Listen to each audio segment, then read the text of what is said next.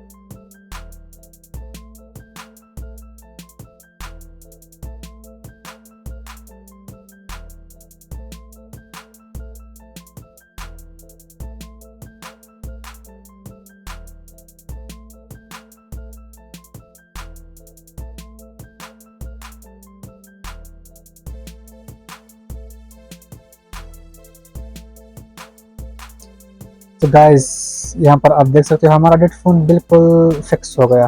तकरीबन मेरे ख्याल में 10-15 मिनट का प्रोसेस था, सिर्फ रिबॉलिंग थी और हमने रिबॉलिंग कंप्लीट की सीपीयू की, और इसी तरह से हमारा फ़ोन सक्सेसफुली रिकवर हो गया।